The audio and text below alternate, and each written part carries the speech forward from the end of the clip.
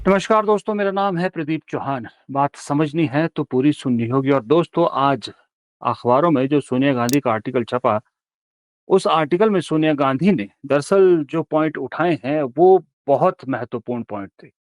और जो इस देश के सच्चे प्रेमी हैं और जो जेन्युइन लोग समझदार हैं, वो सोनिया गांधी की हर एक बात से एग्री भी करेंगे। मैं अंधभक्तों की बात नहीं कर रहा, अंधभक्त कभी एग्री नहीं करते, लेकिन बाकी लोग जानते हैं कि इस वक्त भारत की विदेश नीति बेहद बेहद कमजोर नजर आ रही है। सोनिया गांधी ने अपने आर्टिकल में हालांकि जिक्र तो किया है कि जो ईरान और गजा पर जो इजराइल का हमले हो रहे हैं या इजराइल जो युद्ध कर रहा है उसको लेके भारत के स्टैंड को लेकर सोनिया गांधी ने सवाल उठाया। बात सही है। हाल फिलहाल में अगर आप देखें तो ईरान इजराइल से कहीं ज्यादा भारत के सहयोगी के रूप में सामने आया है।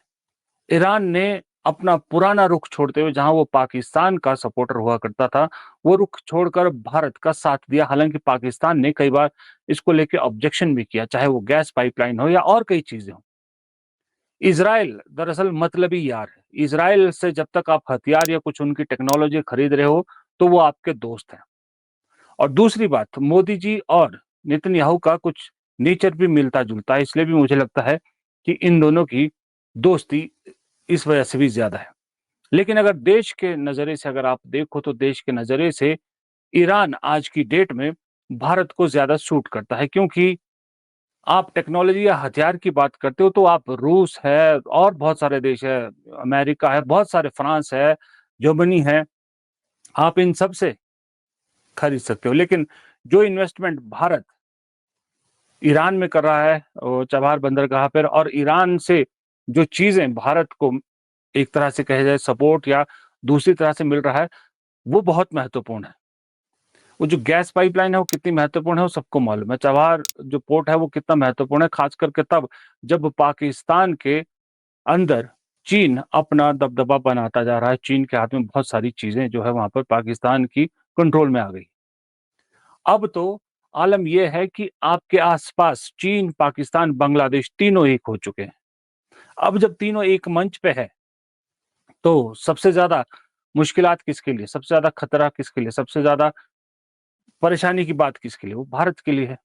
क्योंकि इस मोदी शासन में पिछले 11 सालों में मोदी जी की छवि चमकाने के चक्कर में, विश्व गुरु बनाने के चक्कर में भारत की विदेश नीति को एकदम कमजोर कर दिया गया है। आप कहते हैं कि आप तब तक सुख शांति से रहते हो जब तक आपके पड़ोस में संबंध अच्छे हैं। लेकिन आज भारत को देख लीजिए, चीन, पाकिस्तान पहले ही आपके साथ नहीं थे। बांग्लादेश जिसे बनाया भारत ने, आज वो बांग्लादेश चीन और पाकिस्तान का साथ दे रहा है। मालदीव्स आपके खिलाफ है। श्रीलंका चीन की गोद में बैठ चुका है जाके। नेपाल आपसे नेपाल पहली बार मैंने देखा इतने आजादी के इतिहास में कि नेपाल पहली बार आंख दिखा रहा है भारत को। आपके पास अल्टीमेटली बचता है एक भूटान। भूटान इतना छोटा ऐसा देश है कि जिसका कोई बहुत बड़ा सहयोग आपको मिले ऐसी कोई उम्मीद नहीं है। तो आपके पड़ोस तो पूरा आपने अपने खिलाफ कर दिया है।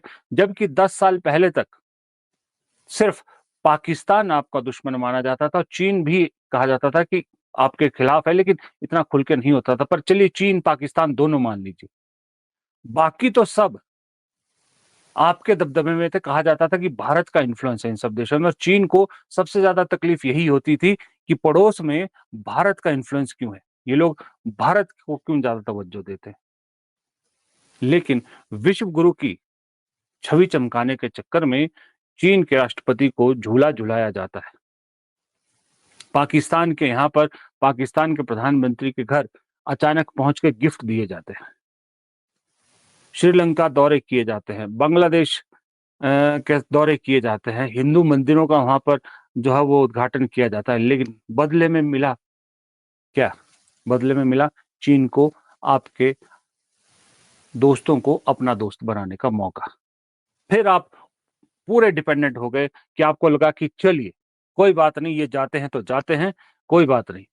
फिर आपने कहा पुराना दोस्त रूस भी खो दिया, क्योंकि आपको लगा कि अमेरिका ही मेरा सब कुछ है, अगर अमेरिका मेरे साथ है तो मुझे क्या टेंशन है।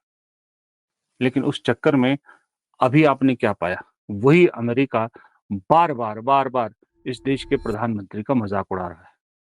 वही डोनाल्ड ट्रंप, जिसे माय फ्रेंड डोनाल्ड ट्रंप कहते हुए प्रधानमंत्री छाती चौड़ी करते थे, आज हो क्या रहा है? 17 बार वो प्रधानमंत्री की फजीहत करा चुका है कि मैंने सीज़ फायर कराया, मैंने सीज़ फायर कराया।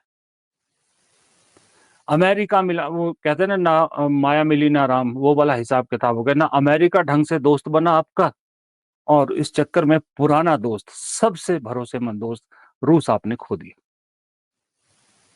दुनिया ने देख लिया कि जब भारत पाकिस्तान टेंशन हुई तो भारत के साथ कोई खड़ा नहीं था, और हैरानी की बात, पाकिस्तान के साथ लोग, चीन खड़ा था, अज़रबैजान खड़ा था, तुर्की खड़ा था। चलिए, कह दिया कि उस टाइम कहा कि ये तो वैसे भी हमें पसंद नहीं करते, इसलिए पाकिस्तान को सपोर्ट करें। लेकिन उसके बाद जो यूएन में हुआ, उसका क्या जवाब है? यूएन में एक ऐसी संस्था की कमान पाकिस्तान को मिल गई जो टेररिज्म पे काम कर रही है, बताओ। और भारत ताउम्र यही कहता रहा है कि आतंकवाद की जड़ है पाकिस्तान, और उन्हें मुखिया बना दिया गया। आपके रहते बिल्ली को दूध का रक्षक बना दिया गया। फिर अब इस पे क्या कहेंगे आप? कोई कहने लायक कुछ बचा नहीं है। आईएमएफ की मदद पाकिस्तान को मिल गई, वो आप रोक नहीं पाए, कुछ भी तो नहीं कर पाए। G7 में जहां भारत को सबसे पहले न्योता आया करता था, आज आलम यह है कि वहां तब जाके लास्ट में जाके न्योता आया जब अन्य देशों ने मेजबान देश पर प्रेशर डाला, वरना मेजबान देश भारत के प्रधानमंत्री को बुलाने का इच्छुक ही नहीं था। मजे की बात है, हमारे प्रधानमंत्री चले भी गए। हमारे प्रधानमंत्री ने यह भी नहीं सोचा कि अपनी आत्मसम्मान नाम की भी कोई चीज होती है, कि चलिए, अगर आपको नहीं बुलाना था, आप दूसरों के प्रेशर में आके बुला रहे हैं, मैं नहीं आता, जाइए, आप ऐश कीजिए, और हम भी फिर इसी तरह का एक बाद में रुख अपनाएंगे। लेकिन ये नहीं हुआ। हुआ क्या कि प्रधानमंत्री चले गए। दुख इसी चीज का है कि पहले ये हुआ, पहले ये बीजेपी ने, पहले ये संघ ने सबसे पहले महसूस किया कि जब एक व्यक्ति ने संघ से बड़ा कर दिया पार्टी को, फिर उसका खामियाजा भुगता पार्टी ने, बीजेपी ने। जब जो पार्टी कहती थी कि संगठन से बड़ा कोई नहीं होता, उसी पार्टी के अंदर एक शख्स संगठन से बड़ा हो गया, संगठन से बड़ा कर दिया, पार्टी छोटी हो गई, शख्स बड़ा हो गया।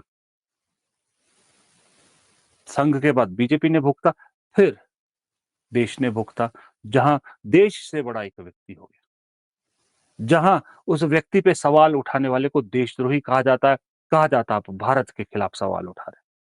यानी कि एक शख्स को इतनी बड़ी शख्सियत बना दिया गया है कि देश छोटा उसके सामने हो गया है, और उसकी विश्व गुरु इमेज बनाने के चक्कर में आपने देश की सुरक्षा व्यवस्था के साथ और देश की विदेश नीति के साथ खिलवाड़ कर दिया। देश को आज 40-50 साल पीछे धकेल दिया। अभी रिश्ते जब एक बार टूट जाते हैं ना, तो रिश्ते, कहते हैं ना, रिश्ते जुड़ते नहीं है, रिश्ते धागे की तरह होते हैं, गांठ पड़ ही जाती है।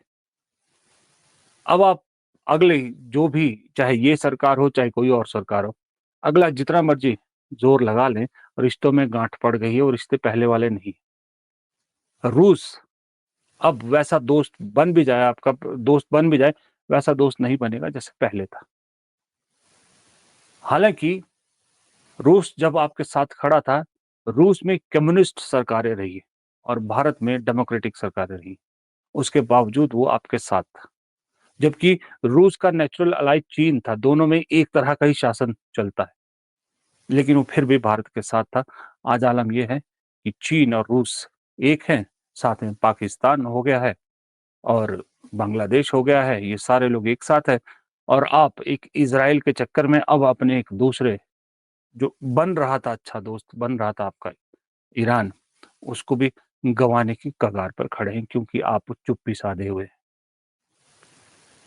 आपके पर्सनल दोस्ती के लिए, आपकी पर्सनल इमेज के लिए देश को क्यों गड्ढे में डाला जा रहा है, ये समझना थोड़ा-सा मुश्किल है। और यही बात सोनिया गांधी ने अपने आर्टिकल में उठाई कि किस तरह से आज भारत का खामोश रहना भारत के आने वाले कल के लिए खतरनाक साबित हो सकता है, नुकसानदेह साबित हो सकता है। क्योंकि सारी दुनिया देख रही है कि ईरान पर युद्ध थोपा गया है। मैं नहीं कह रहा, ज़्यादातर आप इंटरनेशनल मीडिया की कवरेज देख लीजिए, लोग कह रहे हैं कि ईरान पर युद्ध थोपा गया है। बहुत से लोग ये भी कह रहे हैं कि गज़ा पे तो जो हो रहा है वो तो ज़ुल्म है, सरेआम ज़ुल्म है।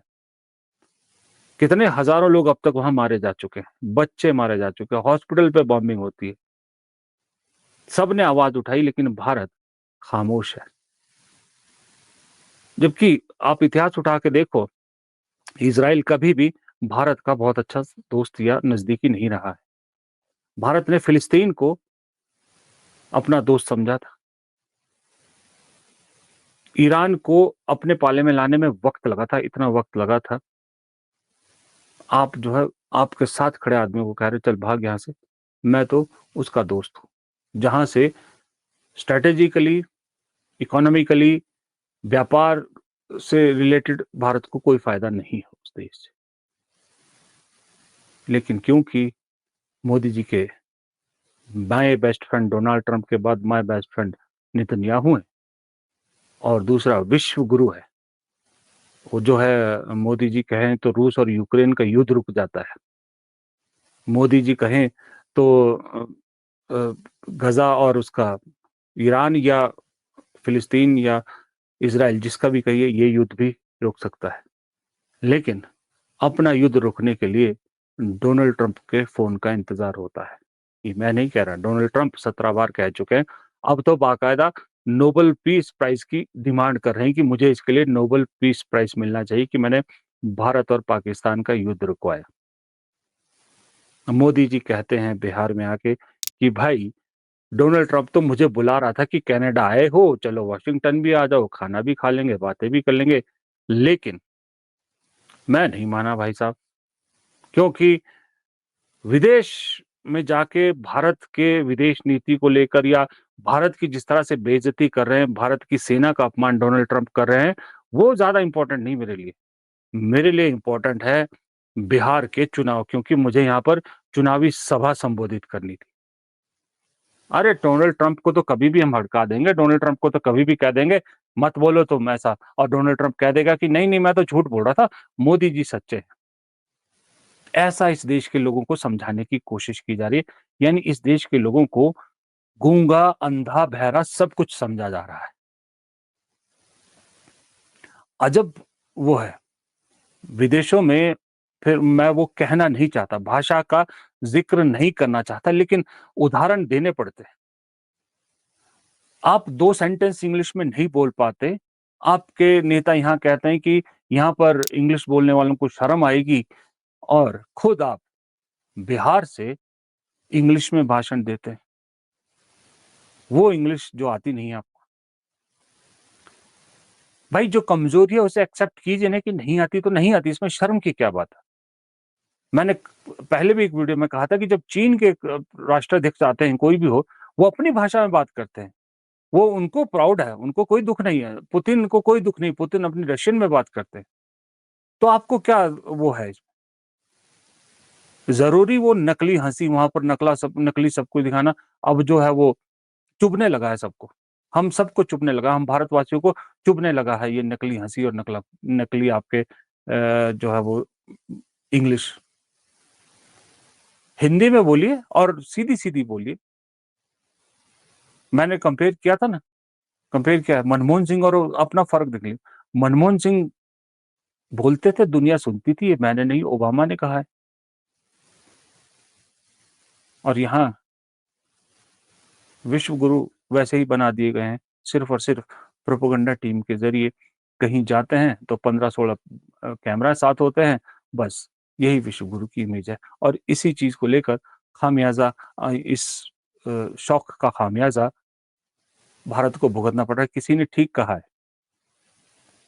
कि दरअसल मोदी जी आए तो ये कह के थे कि मैं चाय वाला था, चाय वाले का बेटा था, चाय बेच-बेच कर यहाँ तक पहुँचा हूँ। इमेज बनाई कि एक चाय वाला प्रधानमंत्री बन गया, चाय बेचने वाला। लेकिन अगर आप ध्यान से देखें, तो इस देश के अब तक के सबसे महँगे प्रधानमंत्री, महँगे शौकों वाले प्रधानमंत्री हैं। जितने महँगे शौक इनके हैं, उतने तो नेहरू जी के भी नहीं थे, जो रॉयल फैमिली से आते थे, अमीर परिवार से आते थे। चाय वाला अगर इतना महँगा है, तो इस देश को चाय वाला नहीं चाहिए। नमस्कार।